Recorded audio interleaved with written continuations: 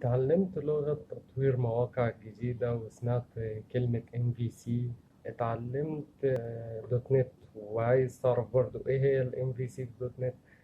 دخلت على لارافيل بعد ما اتعلمت PHP، وعايز تعرف ايه هي ال MVC اللي اتقالت ان هي مبنية بيها لارافيل. كل ده هتعرفه في حلقة النهاردة. اهلا بيكم في حلقة جديدة من حلقات يوميات مطور مواقع.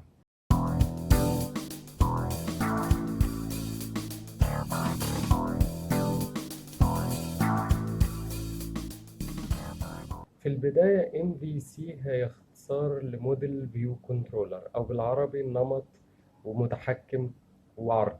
عرض فيو موديل، نمط أو هو بيبقى كلاس وأوبجكت، وفي الكنترولر المتحكم نفسه. هو نموذج من نماذج البرمجة. هو بيكون عزل الباك اند او الكود الداخلي واللوجيك عن الجزء الفرونت او ال HTML ديزاين وال CSS وحاجات الفرونت اند.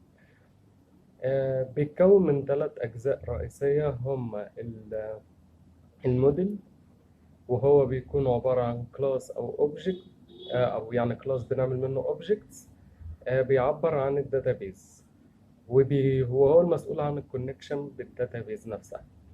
في كنترولر، وهو ده المتحكم، وهو اللي بيربط الفيو العرض بالموديل.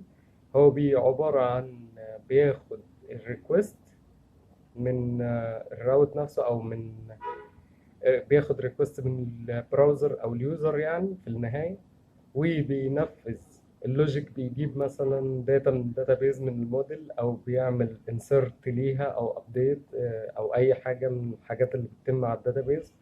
وممكن يعمل عملية حسابية مثلا أو أي حاجة تانية خاصة باللوجيك، وفي الآخر يرجع لك فيو معين، أو ممكن يرجع ريسبونس جيسون لو أنت هتشتغل API. في عندنا الفيو. آخر حاجة الفيو هو آخر حاجة هتظهر لليوزر، وهو اللي بيكون محطوط فيه ال HTML tags بتاعتك، وبيكون محطوط فيه كل ال CSS وال JS files، وبيكون ممكن في variables جاية من الكنترولر اللي هي الريسبونس اللي رجع لك بشكل داتا معين. ممكن تتحكم برضو في طريقة عرضه عن طريق لو شغال بي اتش بي ولارافيل هيكون بليد، وده بيكون اسمه بليد فيو، او لو شغال اي اس بي هيكون اسمه ريزور. وتحس انك داخل محل حلاقة، او رايح للحلاق، اشي مواس حلاقة واشي شفرات وليلة كبيرة اوي ساعات. طيب كده احنا المفروض عرفنا المكونات الأساسية لل MVC. نقولهم بسرعة تاني: الموديل، الفيو كنترولر، الكنترولر لوجيك، الفيو العرض اللي هيروح لليوزر، والموديل اللي هو هيكون اوبجكت من كلاس بيعبر عن الداتابيز، وبيكون في بعض الفانكشن ساعات عشان تنفذ حاجات للداتابيز. طيب ازاي نكتب كود نضيف؟ وده حاجة مهمة جدا، ان هي اصلا جزء من الحلقة اللي فاتت كان ال MVC بيعبر عن كتابة كود نضيف، مش كده ولا ايه؟ عشان نكتب كود نضيف بال MVC قدامك 6 خطوات او 6 حاجات لازم تعملهم عشان يبقى الكود بيرفكت ويبقى كود مثالي. اول حاجة هتحدد الروتس بتاعتك. ده بالنسبة للارافيل طبعا.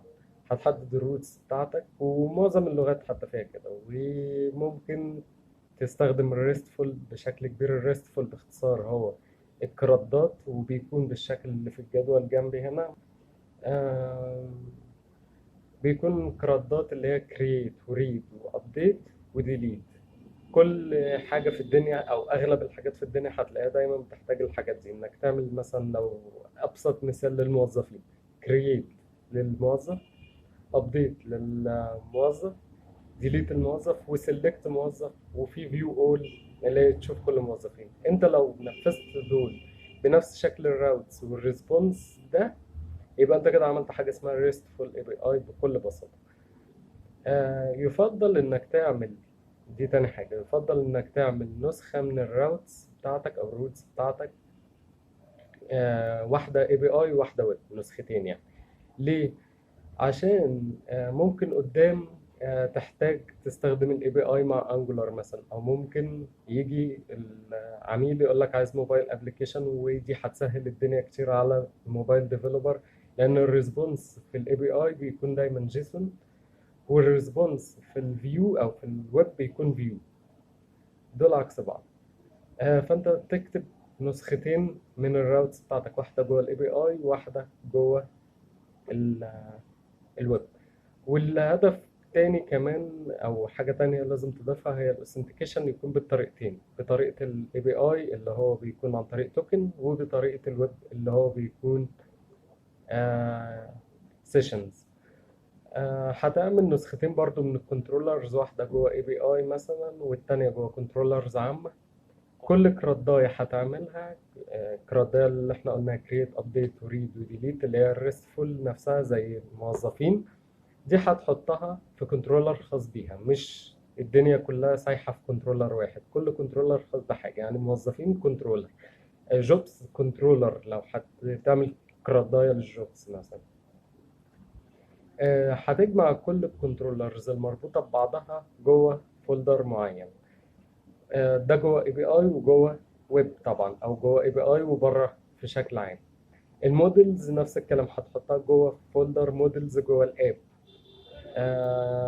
وبعد كده لما تعمل الربط ده، لازم تكون الحاجة مربوطة ببعضيها جوه نيم سبيس واحد وجوه فولدر واحد. جوه الكنترولر مش هتكتب لوجيك، دي رابع نقطة. جوه الكنترولر هتكتب بس ان هي مثلا جاي واخده ريكوست وعملت عليه الفاليديشن، وده لسه هنقول عليه دلوقتي الفاليديشن هيتم ازاي.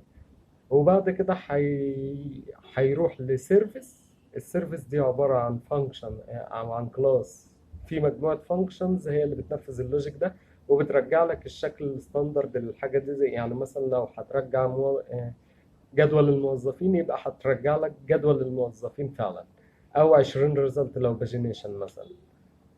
آه، بعد كده السيرفيس بيكون نفس الاسم تقريبا للكنترولر. يعني عندك امبلويز كنترولر، التاني هيبقى امبلويز سيرفيس.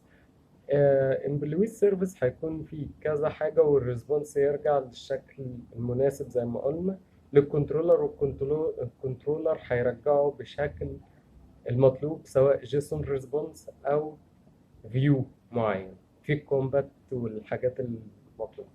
لو محتاج الفاليديشن، دي خامس نقطة، لو محتاج الفاليديشن هيفضل انك تعمله في كلاسز منفصلة برضو نفس فكرة السيرفيس، وتحط مثلا في حاجة اسمها ريكوست جوه الاب دايركتوري، يعني جواه الرولز بتاعتك، وله حاجة بيز ريكوست، ده يبقى ابستراكت كلاس مثلا، هو اللي هينفذ الفاليديشن نفسها وهيرجع الريسبونس على شكل ايه. او ممكن لو الدنيا سليمة يرجع لك الريكوست نفسه تاني عشان تبدأ تتعامل بيه، كنوع من انواع الانترفيس، يعني نفس الفكره كده شويه.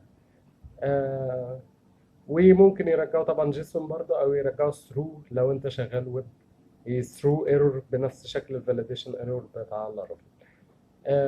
هتكون الفانكشن او الكلاس ده والسيرفيس هتاخد الريكوست اللي جه من الفاليديشن، بعد كده هترجع الريسبونس. وممكن تعمل كلاس تاني او كنترولر كامل، او تحطه في البيس كنترولر. الريكوست هيكون شكله ايه في الجيسون عشان ما يبقاش مختلف كل مره. دي حاجه حلوه برضو ممكن تعملها عشان الاي بي اي بتاعك ما يحصلوش نوع من انواع ان الداتا كل مره بترجع بشكل مختلف، او الريسبونس كود مختلف، او الكلام ده كله. آم، طيب ليه عملنا الكلام ده كله؟ ليه محتاج تعمل سيرفيس؟ ليه محتاج تعمل الفاليديشن في حاجة منفصلة في ريكوست؟ ليه محتاج تعمل كل ده؟ عشان أول حاجة السيرفيس هدفها إن لو كود متطلب للويب وللاي بي اي، يبقى الكود في مكان واحد. ودي حاجة قلناها في الحلقة اللي فاتت برضه في الكلين كود، إن الكود ما يبقاش فيه مكانين مرتين، عشان لو حبيت تعدل بعد كده في السيرفيس دي، هي هتتنفذ هنا وهنا عادي خالص، ومش هتحتاج تعدلها في مكانين مرة واحدة. نفس الكلام برضو بالنسبة للرولز، لو هتغير حاجة في رولز الفاليديشن نفس الكلام. وده طبعا منع تكرار في كود مرتين عشان نكتب كلين كود.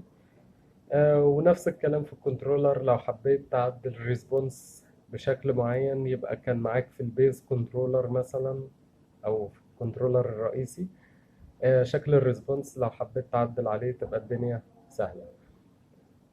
وبكده تكون خلصت حلقتنا النهاردة. لو عجبك الفيديو وحاسس ان هو افضل كتير من الفيديوهات اللي فاتت، ما تنساش تدوس لايك وتشترك في القناة عشان ما تبقاش من الهواية برضه.